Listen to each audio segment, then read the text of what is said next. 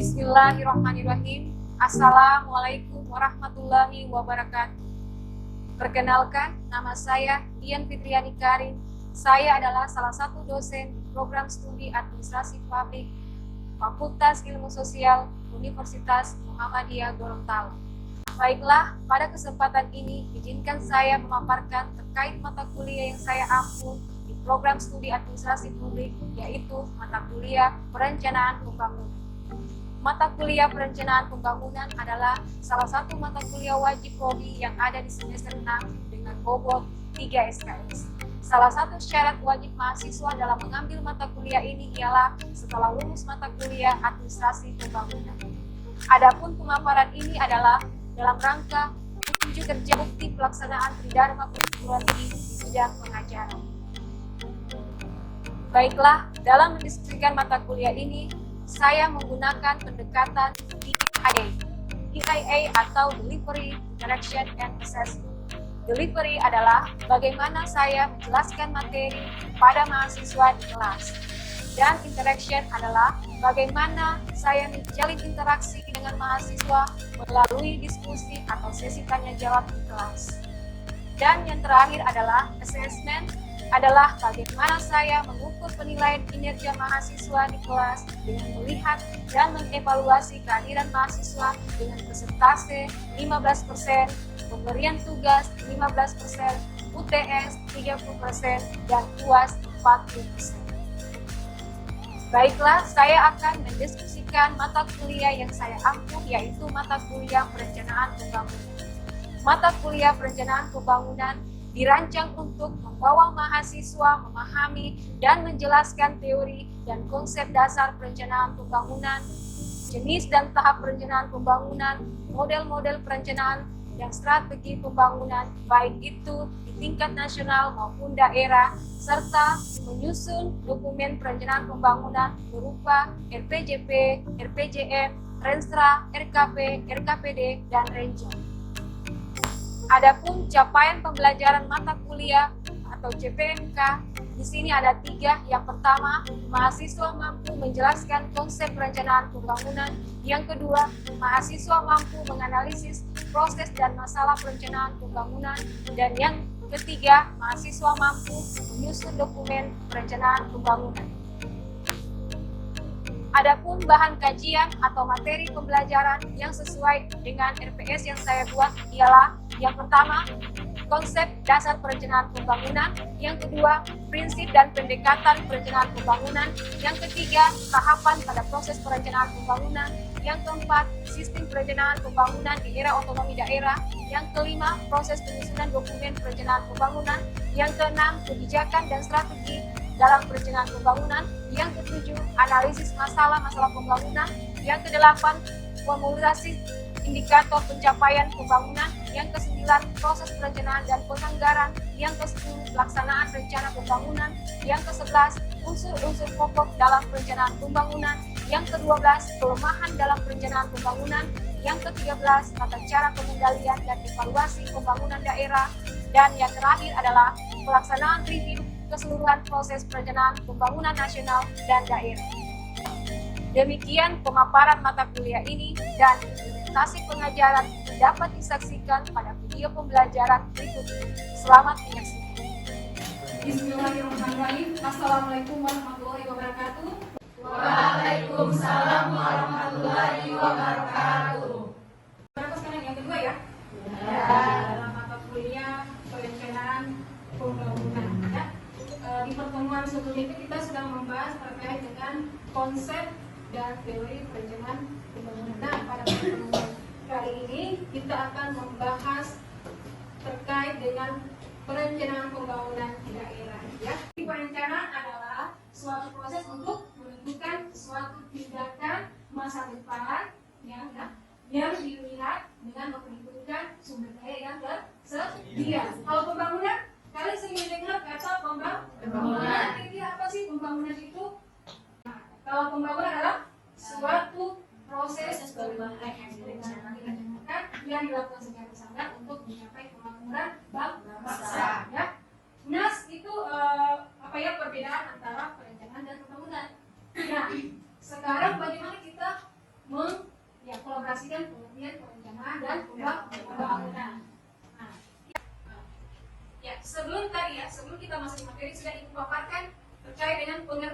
dari perencanaan pembangunan. Nah, sekarang kita akan memaparkan pengertian perencanaan pembangunan daerah. Ini lebih spesifik ke perencanaan pembangunan daerah. Di sini seperti yang kita ketahui, perencanaan adalah suatu proses untuk menentukan tindakan di masa depan, memperhitungkan sumber daya yang tersedia, ya. Kemudian tujuan dari pembangunan daerah, kita melihat di sini suatu upaya untuk mewujudkan pemanfaatan sumber daya yang dimiliki untuk peningkatan kesejahteraan masyarakat, ya. Kemudian dilihat dulu dari aspek pendapatannya, kemudian kesempatan kerjanya atau peluang kerjanya, kemudian peluang usaha bagi pelaku usaha, kemudian juga daya saing tinggi bagi daerah-daerah, ya. Biasanya untuk daerah-daerah otonom yang dalam rangka mencapai otonomi daerah, peningkatan otonomi daerah, maka dia berdaya saing, maka perlu adanya peningkatan otonomi daerah. Kemudian dilihat juga dari indeks pembangunan manusia, ya. Itu capaian atau target dari proses perencanaan pembangunan, ya. Jadi diperuntukkan semata-mata sepenuhnya untuk masyarakat, karena masyarakat dalam hal ini dia juga terlibat dalam proses perencanaan pembangunan daerah. Ada 3 pelaku dalam proses pembangunan perencanaan pembangunan daerah. Ada yang tahu 3 tokoh pelaku utama, ya, dalam proses perencanaan pembangunan daerah? Siapa kira-kira tokoh yang terlibat? Ya. Tadi seperti ibu sampaikan tadi, saya satu adalah masyarakat. Yang kedua pemerintah. Kemudian yang ketiga adalah pelaku usaha, ya. Jadi bukan hanya pemerintah yang terlibat dalam proses perencanaan pembangunan daerah, tetapi masyarakat juga, ya, dilibatkan dalam proses perencanaan pembangunan daerah, ya. Sekarang kita masuk ke definisi perencanaan menurut para ahli, ya. Nah, di situ di PPT, ya, slide kalian bisa lihat ada 3, ya, pengertian perencanaan menurut para ahli. Yang pertama dari Conyers dan Hills, ya, 1984. Kemudian menurut Ginga, menurut Kedaro, ya, ini bisa kita baca. Yang pertama adalah perencanaan adalah proses yang menyeluruh terdiri dari keputusan atau pilihan-pilihan berbagai cara untuk menggunakan sumber daya yang ada dengan sasaran untuk mencapai tujuan di masa yang akan datang. Sementara menurut Ginga, ya, perencanaan adalah teknik atau cara. Nah, dia menuju kepada teknik atau cara untuk mencapai tujuan, ya, untuk mewujudkan maksud atau sasaran tertentu, ya, yang dirumuskan baik dari badan pemerintah perencana pusat maupun perencana daerah. Ini dalam perencanaan pembangunan itu yang lebih dilibatkan adalah pemerintah pusat dan pemerintah daerah, ya. Nah, di sini nanti kita akan membahas kalau di pemerintah pusat biasanya berasal dari penjabaran visi dan misi daripada presiden terpilih, kemudian turun pada rencana pembangunan jangka panjang. Kalau di nasional, rencana pembangunan jangka panjang nasional, kemudian rencana pembangunan jangka menengah nasional atau RPJMN, atau kemudian ada RKPN, ya. Nah, itu sehubungan dengan kalau di pemerintah pusat dia APBN, kalau di pemerintah daerah lain lagi, dia kalau di nasional atau di pemerintah pusat dia RPJPN, kalau di pemerintah daerah RPJPD, ya, rencana jangka panjang daerah. Kalau RPJMD rencana pembangunan jangka menengah daerah. Kemudian RKPD, ya. Kemudian ada Renstra dan Renja, ya. Itu dalam alur kegiatan atau proses perencanaan pembangunan, ya. Sekarang kita masuk dalam proses perencanaan pembangunan daerah.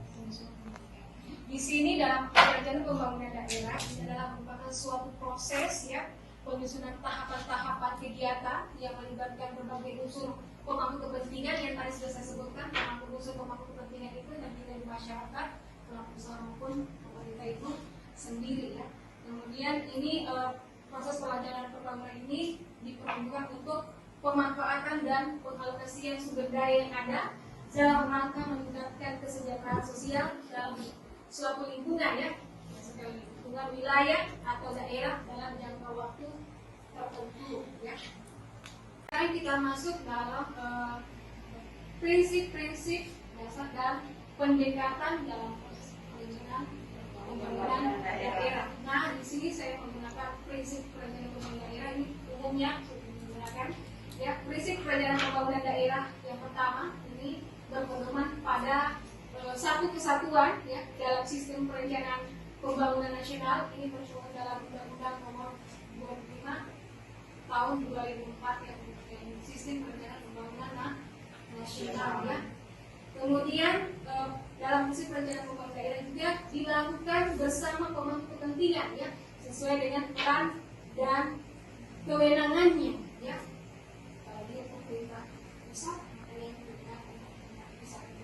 presiden, menteri ya, kemudian pemerintah provinsi ya. Kalau di pemerintah daerah sekarang ya Pemda ya, pemerintah daerah dari gubernur, kemudian kalau dalam pusat kabupaten, nah bupati, dalam tingkat kota adalah wali kota.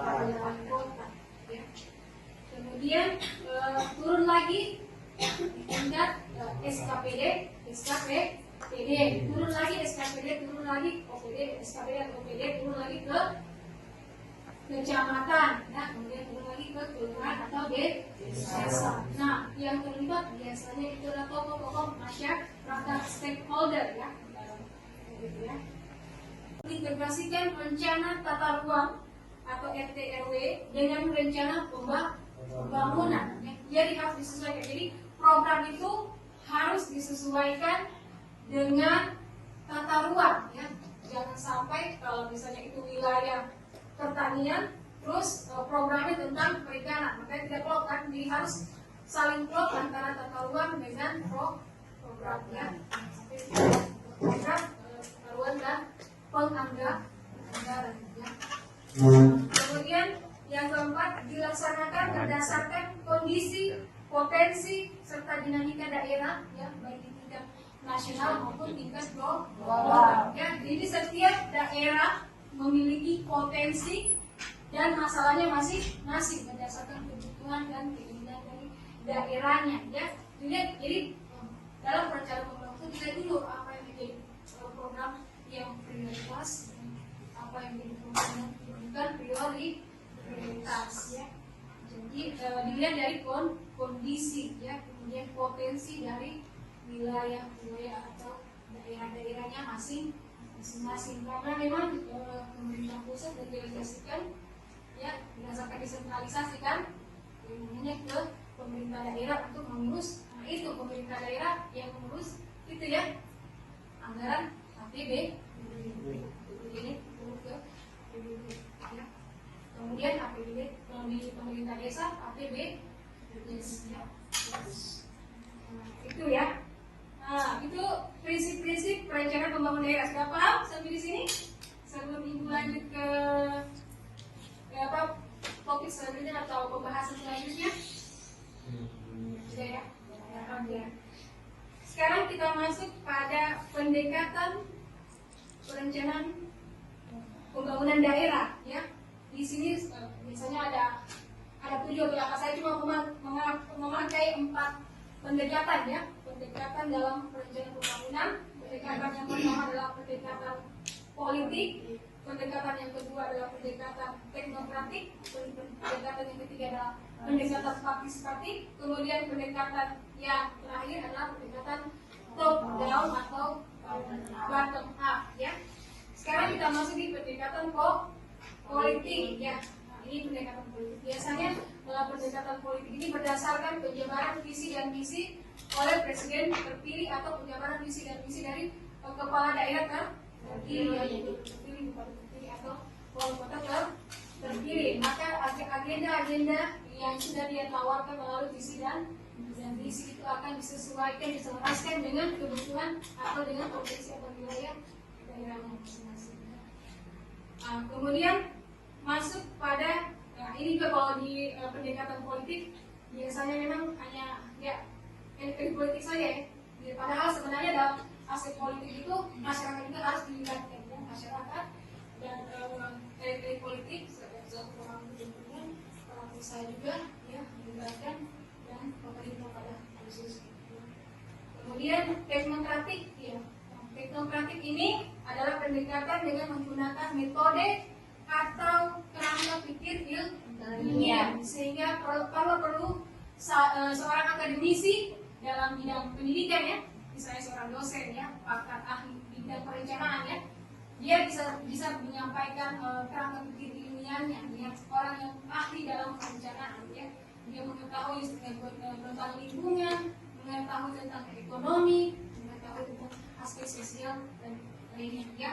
Jadi dalam teknokrat itu harus menggunakan orang-orang yang memiliki SDM yang mumpuni, yang ya dia mampu ya, menyampaikan suatu pendapat yang bisa diambil untuk membuat suatu kebijakan ya. Kemudian kita lanjut partisipatif ya. Partisipatif ini sangat bermanfaat ya bagi masyarakat. Karena posisi masyarakat itu bukan hanya sebagai objek saja dalam perencanaan pembangunan daerah, tetapi dia menjadi subjek. Jadi karena dia pelaku dalam perencanaan pembangunan daerah. Ya. Jadi masyarakat bukan hanya sebagai penonton ya. Jadi kalau ada kegiatan-kegiatan musrembang, ya masyarakat itu bisa dilibatkan ya untuk menyampaikan ya aspirasi atau apa yang menjadi kebutuhan dari masyarakat itu sendiri. Dan sangat rugi bagi masyarakat jika tidak mau. Karena memang kebanyakan itu yang pendapat-pendapat dari elit saja ya, misalnya dari DPRD, dari usulan dari DPRD mungkin, usulan dari SKPD atau PD atau usulan dari pemerintah itu sendiri tanpa mengambil usulan-usulan atau program yang sudah disampaikan oleh masyarakat. Maka sangat rugi jika masyarakat terlibat dalam proses perencanaan pembangunan daerah ya. Masyarakat sangat penting ya. Partisipatif melibatkan semua pemangku kepentingan ya, para stakeholder ya, lembaga swadaya masyarakat ya, selaku fasilitator ya yang menampung aspirasi masyarakat untuk disampaikan ke Bapeda ya. Bapeda yang menampung itu. Nah, kemudian Bapeda akan menganalisis mana program-program yang menjadi prioritas yang sudah ya, karena memang sudah dianggarkan ya. Kemudian top ke down ini hampir sama ya. Kalau top down biasanya dari pemerintah pusat ke pemerintah daerah sampai ke desa, begitu juga. Yang paling bermanfaat, paling bagus adalah dari desa dulu. Kita telusuri dari desa dulu, apa yang menjadi kebutuhan desa. Jangan langsung kita ke tingkat kota, ke tingkat kabupaten, tanpa melihat ini kondisi terkini di desa.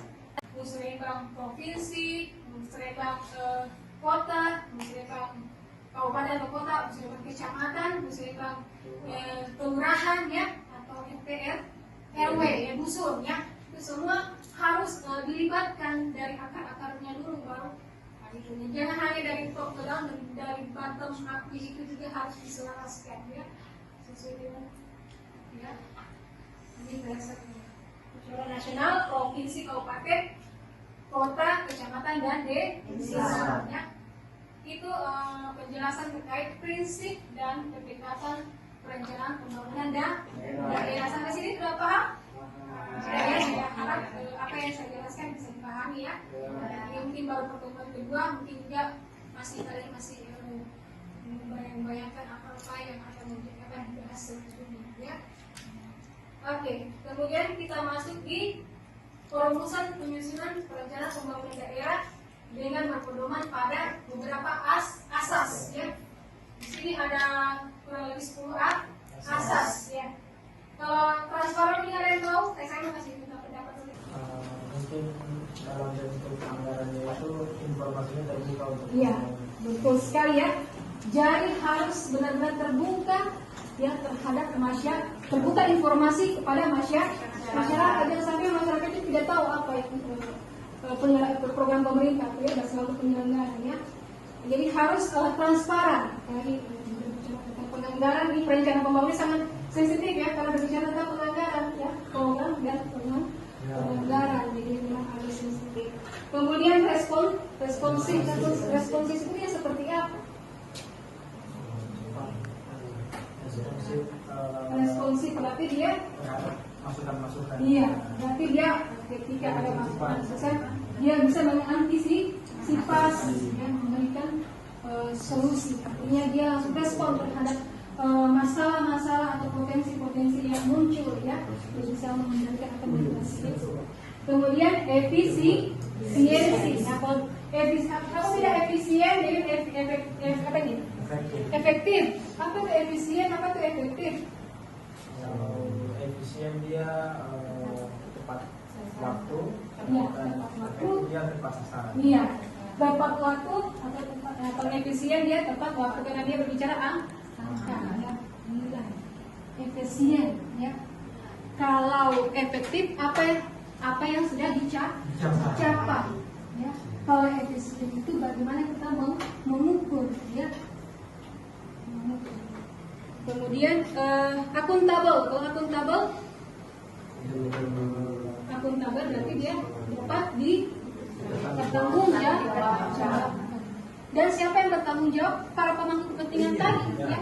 Itu yang karena dia sudah melibatkan diri dalam proses perencanaan pembangunan daerah, maka dia ikut mempertanggungjawabkan ya. Kemudian partisipasi seperti tadi sudah partisipatif melibatkan semua pemangku kepentingan. Kemudian terukur, terarah, ini program mau ke kemana ya. Kemudian berkeadilan. Berlandaskan keadilan berarti dia tidak berat sebelah ya. Menurut prinsip keseimbangan ya. Dan sosial masyarakat tanpa memperhatikan yang saya berdampak pada kerusakan lingkungan ya. Jadi juga harus berwawasan lingkungan, kemudian berkelanjutan. Ini harus berdasarkan lingkungan hidup. Kita melestarikan lingkungan hidup, jangan sampai kita memikis SDM yang sudah ada, apalagi banyak pertemuan fiktif ya, yang ada penganggarannya sudah ini katakan berarti saya fiktif ya, tidak nampak fisiknya ya, fisiknya tidak ada. Hanya contoh yang kondisi dan ya, lanjut di sini ya, ini hanya contoh saja juga ya. Ini adalah suatu daerah, mungkin kalian bisa lihat daerah pegunungan mungkin ya. Ini kalau di penggusuran ya. Ini kita dibangun apa di jalan tol ya. Apakah ini mendesak? Apakah ini memang berdasarkan masalah dan potensi? Nah ini dilihat dari kalau perencanaan, berarti kita harus kalau beda perencanaan nanti harus ada sasaran dan target yang ingin dicapai. Misalnya ingin membuat jalan tol, berarti memang targetnya ke situ. Jangan sampai mengalami kebutuhan, hanya jalan tolnya malah mana di pinggir jalan. Selesai di sini masalah dan potensi. Nah, ini kalau masalah dan potensi ini dilihat dari SDM-nya ya. Ini memang kita punya kekurangan ini dari SDM.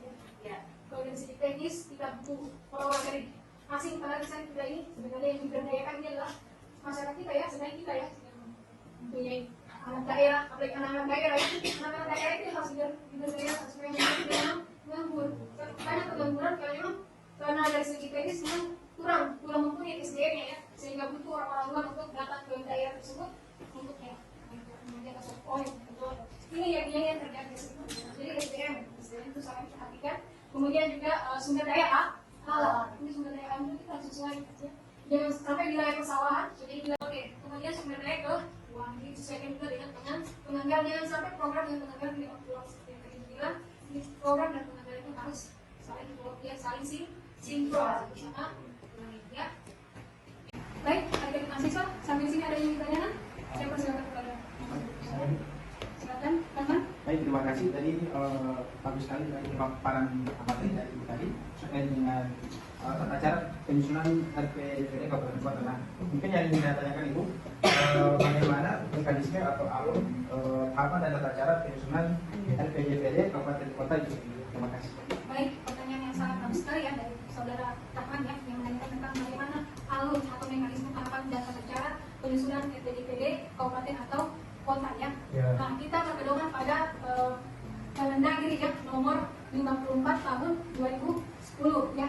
Yang pertama, tahapan yang pertama yang perlu dilakukan dalam tahapan tata cara penyusunan RPJMD Kabupaten Kota adalah tahapan persiapan ya. Tahapan persiapan apa? RPJMD rencana pembangunan jangka panjang daerah ya, dimulai dengan tahap persiapan. Biasanya dalam tahap persiapan itu Bapeda ya, suatu produk atau badan ya, rencana pembangunan daerah akan mengumpul seluruh masukan atau aspirasi baik itu dari pemangku kepentingan ya, kepada stakeholder. Kemudian itu biasa dia bentuk dalam suatu draft atau dokumen ya. Kemudian setelah itu dilakukan pengolahan data dan informasi ya berdasarkan potensi atau permasalahan di daerah atau wilayah masing-masing. Kemudian setelah itu ditelaah ya, penelahan RT/RW sama dengan ruang tata ruang ya, tata ruang dalam suatu daerah atau di wilayah ya, mana yang menjadi yang akan dilaksanakan program ya. Dilihat dari penelahan RT/RW tata ruang, dilihat dari kabupaten ataupun kota ya. Kemudian dan kabupaten yang lainnya ya.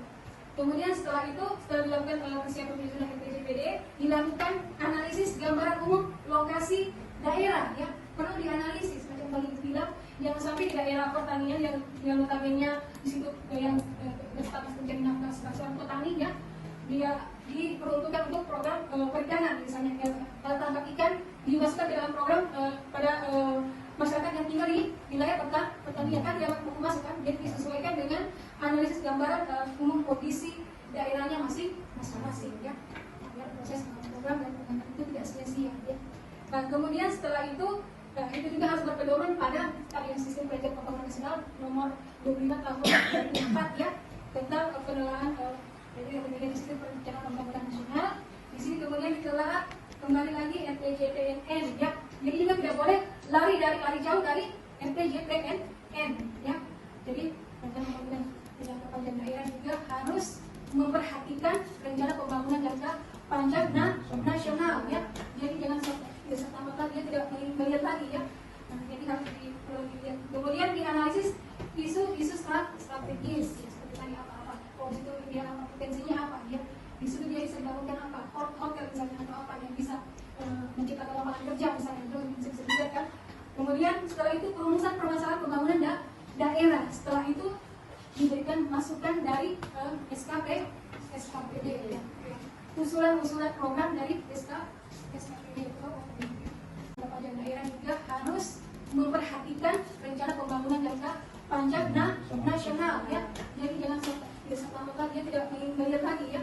Nah, jadi harus dilihat. Setelah itu barulah dilakukan perumusan visi dan misi daerah. Kemudian dilakukan perumusan sasaran pokok dan arah kebijakan. Setelah itu barulah pelaksanaan forum konsultasi publik. Biasanya kalian sering lihat kan FGD kan, group discussion ya. Itu sangat penting dalam membahas terkait dengan perencanaan pembangunan daerah yang melibatkan para pemangku kepentingan masyarakat ya, usaha maupun pemerintah ya.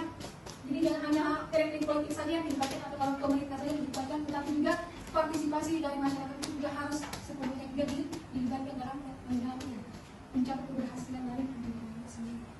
Kemudian setelah dilakukan forum konsultasi publik atau FGD ya, atau kegiatan muslimah itu tingkat kota, kabupaten maupun desa. Yang ada adalah muslimah tingkat nasional ya. Setelah muslimah tingkat nasional, kemudian turun ke tingkat provinsi, tingkat provinsi turun ke tingkat kabupaten atau kota, turun lagi ke tingkat muslimah tingkat kecamatan, kemudian turun lagi ke tingkat kelurahan atau desa ya. Jadi harus bottom up tadi ya, pendekatan bottom up dan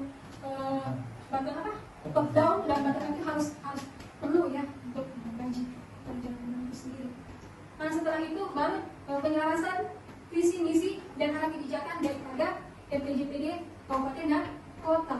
Nah setelah itu barulah dilakukan rancangan awal RPJPD, rancangan pembangunan jangka panjang daerah. Kemudian dilakukan lagi musrembang RPJPD ya, kemudian rancangan akhir RPJPD, kemudian konsultasi rancangan akhir RPJPD dengan gubernur ya, selalu ada daerah. Kemudian pembahasan dan penempatan, nah ini biasanya ini ya, gubernur menetapkan perda rancangan perda ya, peraturan daerah. Kemudian peraturan daerah itu dikembalikan lagi ke Menteri Dalam Negeri untuk mengevaluasi perda tersebut. Kemudian barulah disosialisasikan ke masyarakat. Jadi alurnya kira-kira sampai sini dipahami? Ya, jelas ya, alhamdulillah ya. Oke, terima kasih bagi penanya yang sudah bagus pertanyaan, dan pertanyaan itu bagus sekali ya. Mungkin sekian pemaparan materi dari Ibu ya. Jadi seperti itu ya. Ibu simpulkan apa yang sudah Ibu jelaskan tadi, bahwasanya perencanaan dan pembangunan itu saling berkaitan satu sama lain ya. Seperti kita ketahui bahwa perencanaan adalah suatu proses untuk menentukan suatu tindakan masa depan yang